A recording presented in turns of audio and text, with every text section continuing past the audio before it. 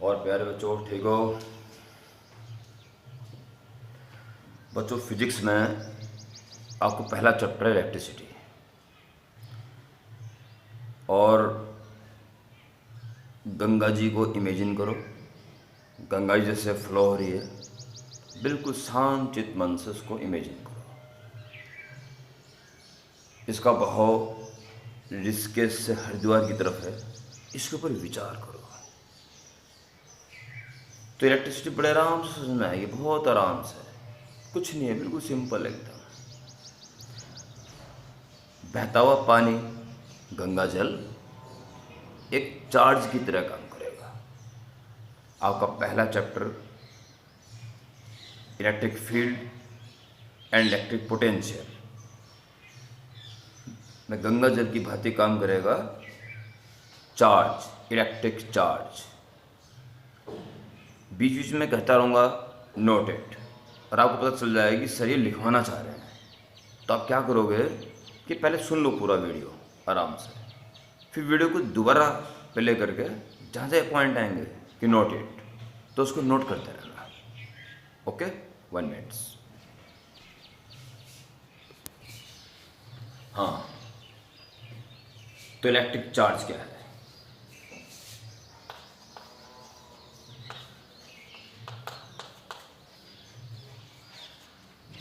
Electric charge बहते हुए गंगा जल की तरह काम करेगा।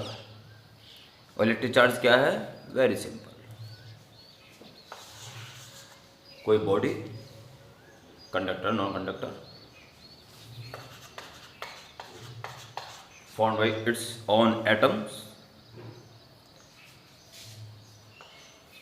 और हर एटम के अंदर न्यूक्लियस है। न्यूक्लियस चारों तरफ इलेक्ट्रॉन्स हैं, रिवॉल्व कर रहे हैं। ये इलेक्ट्रॉन यदि बाहर निकाल दिया जाए बाय रबिंग, हीटिंग एटसेट्रा, तो we can say that body becomes charged. Electrons या किस बॉडी इलेक्ट्रॉन्स एडिशन देते, then again we can say that it is charged. Electric charge is very simple. किसी बॉडी में से सम इलेक्ट्रॉन्स बाहर निकाल दो या एडिशन दे दो, बस होगी body charge. Nothing, very simple.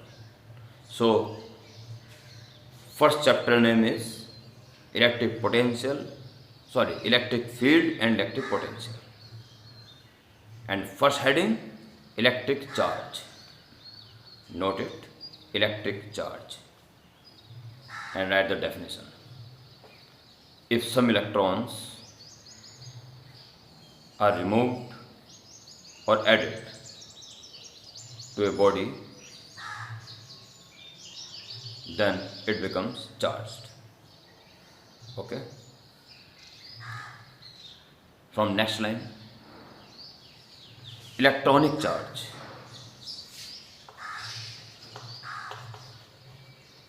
Electronic charge denoted by E is equal to, आप साइन लिख सकते हैं इसके, 1.6 into 10⁻⁻19 coulomb denoted by E। किसी बॉडी से एक इलेक्ट्रॉन बाहर निकाल देंगे तो अंदर मेजॉरिटी पॉजिटिव होगी। पहले तो पॉजिटिव नेगेटिव खोलें, इलेक्ट्रॉन्स बाहर निकल जाएंगे तो प्रोटॉन्स ज़्यादा हो जाएंगे, तो obviously it becomes positive charge. और एक इलेक्ट्रॉन बाहर निकल जाए तो इतना चार्ज एक इलेक्ट्रॉन की वजह से होता है। अगर 2 इलेक्ट्रॉन बाहर निकाल देंगे तो सरप्राइज है 2e, 3 निकाल देंगे 3e, और n इलेक्ट्रॉन निकाल देंगे yes ne।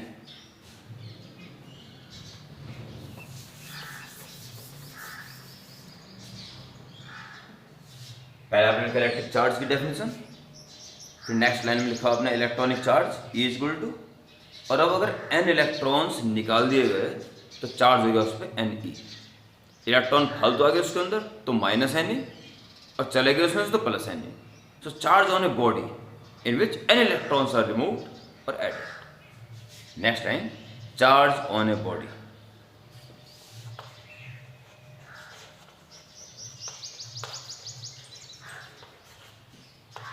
Q is equal to Ne plus minus in the case of electron removed or electron added.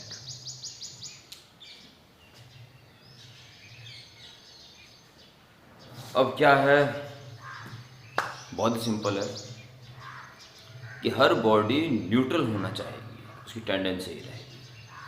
उसके अंदर इलेक्ट्रॉन्स आगे बहुत सारे, तो फटाफट इलेक्ट्रॉन को निकालना चाहेगी। या इलेक्ट्रॉन्स में से बाहर निकाल दिए, इट बिकम्स पॉजिटिव चार्ज, तो फटाफट इलेक्ट्रॉन को एक्सेप्ट करना चाहेगी ताकि वो जल्दी न्यूट्रल हो जाए। कहना मेरा मतलब ये है कि अगर दो चार्ज पास पास रख दें तो न्यूट्रल होने की लिहाज से एक दूसरे पे फोर्स जरूर लगाएंगे। बहुत प्लस हुए, ripple. In the case of unlike charge they act. Force तो पक्का लगेगा, दो चार्ज पास पास आ जाएंगे तो फोर्स तो निश्चित रूप से लगेगा। और वो फोर्स के लिए बारे में जो कहूँगा आपको 11th याद आ जाएगी बड़े आराम से। बिल्कुल वैसी ही डेफिनेशन है। वहाँ दो मासेस हुआ करते थे, point masses. Yes, Newton gravitation law में दो मास हुआ करते थे, यहाँ दो चार्ज होंगे। सब कुछ वैसा ही है। यह है न्यूटन्स का लॉ था ग्रेविटेशन में, यह कूलॉम्स लॉ, न्यूटन का कूलॉम है। तो write the next heading and very important, Coulomb's law.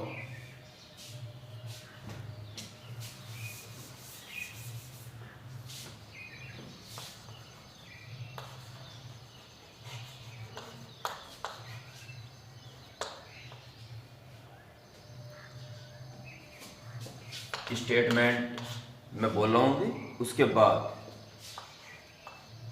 जो दो point charges Q1 Q2 distance r between them, इनके बीच में जो फोर्स काम करेगा directly proportional to, in the same case as 11th class, Q1 into Q2, वहाँ M1 into M2 upon r square. Now statement very simple. The electrostatic force, वहाँ gravitation force है। The electrostatic force between 2 point charges, stationary, two stationary point charges, is directly proportional to product of two charges and inversely proportional to square of distance between them. And very important point, direction. Direction of this force is along the line joining two charges. Very simple. So, under Coulomb's law, write the statement. First listen and then write.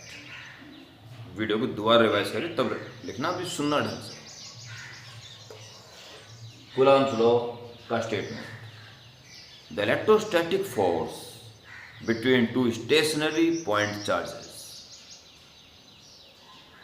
is directly proportional to the product of magnitude of two charges and inversely proportional to the square of distance between them, and the direction of this force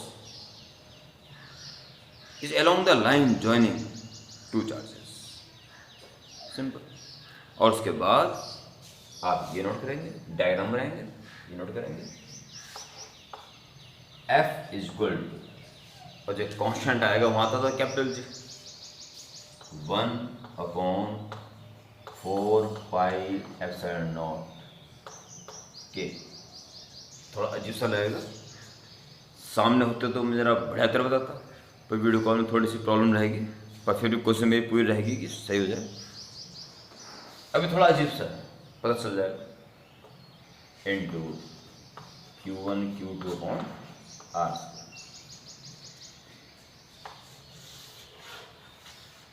ये अजीब सा क्यों है, थोड़ा ये भी जान ही लो।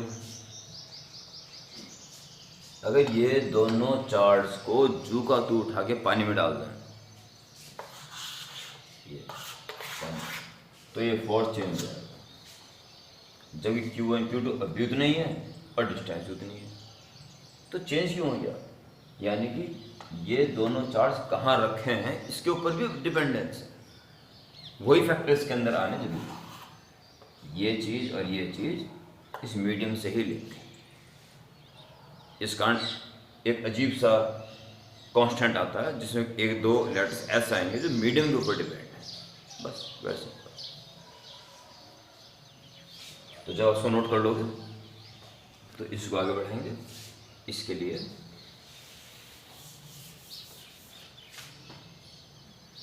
इसमें जो वर्ड आया एप्सिलॉन नॉट या एप्सिलॉन जीरो भी कह सकते हो। इसका नाम होता है परमिटिविटी, विद्युतशीलता। चार्ज कितनी आसानी से फ्लो हो सकता है। परमिटिविटी,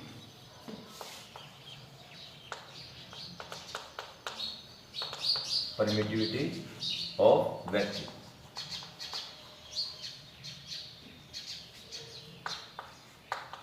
उसने के दिया के है डाइलेक्ट्रिक कांस्टेंट, ये भी मीडियम की प्रॉपर्टी।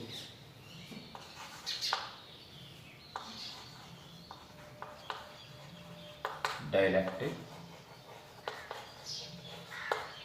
कांस्टेंट, इसकी वैल्यू 1 होती है फॉर एयर, 81 होती है या 80 ले लो for water. Okay, also 1/4 pi epsilon naught is 9 into 10⁻⁹ value. जो भी आपने फॉर्मूला लिखा था 1/4 pi epsilon naught Q1 Q2 upon R² F equal to, तो K की कोई यूनिट नहीं होती तो इसकी यूनिट हो जाएगी, समय छोड़ दो, न्यूटन का मीटर स्क्वायर और coulomb into coulomb, coulomb square upon coulomb square. और अब आपको एक होमवर्क मिल जाता है इस फॉर्मूले के ऊपर क्वेश्चन करने के। बहुत सारे क्वेश्चन आपको बुक्स में नेट्स में मिल जाएंगे आराम से, जिसमें दो चार्ज रहेंगे एक दूसरे के आसपास, उसी बीच में लगने वाले फोर्स की बात हो करेगा। इकलौता फॉर्मूला ये कूलम से, इसकी वैल्यू पता रहेगी। अगर एयर है तो के की वैल्यू 1 है, अगर कोई और मीडियम है तो के की वैल्यू दे देगा आराम से। अब इस फॉर्मूले को यूज़ करो और पूरी ताकत के साथ इसके न्यूमेरिकल्स में जुट जाओ। ओके, तो अभी के लिए फिलहाल इतना ही है। मैं जल्दी दूसरी वीडियो अपलोड करूँगा।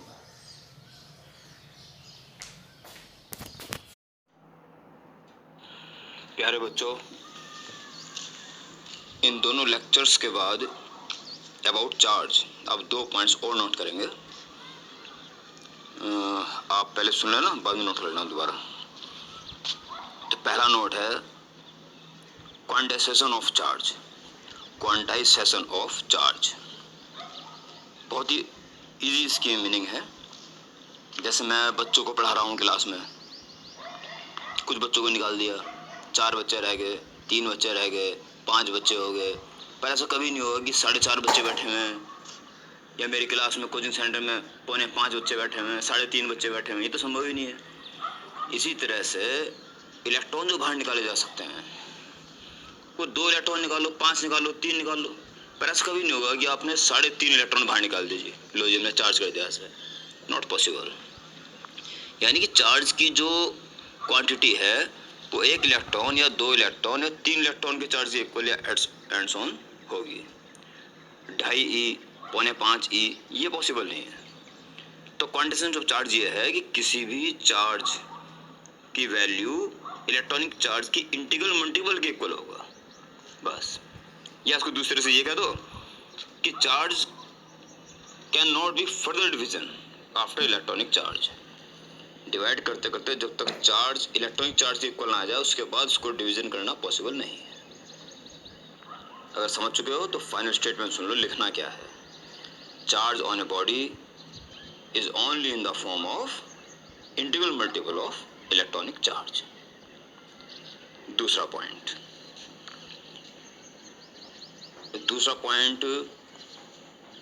प्रिंसिपल ऑफ सुपरपोजिशन, ये बहुत ही इजी है। दो चार्ज अगर रखे हुए हैं तो फोर्स तो लगेगा उनके बीच में।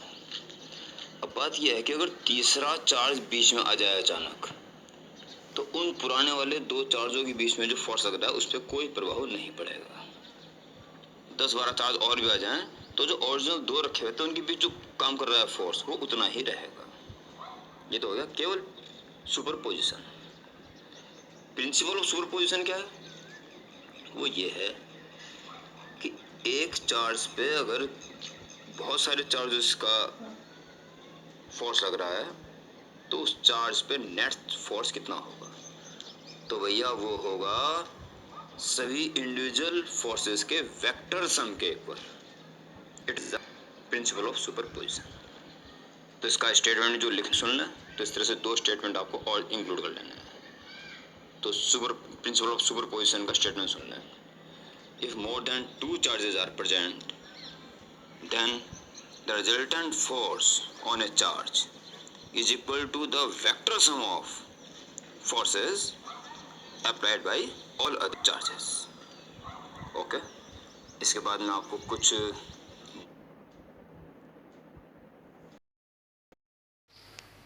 more than two charges,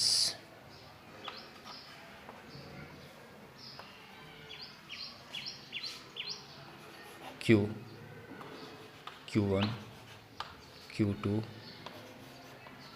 Q3, say positive, negative, positive. So plus it repel it, this negative this attract it, and this positive repel it. So due to Q1, F1, F2 and F3. So net force on Q is obtained by not only sum, vector sum. This is the principle of superposition.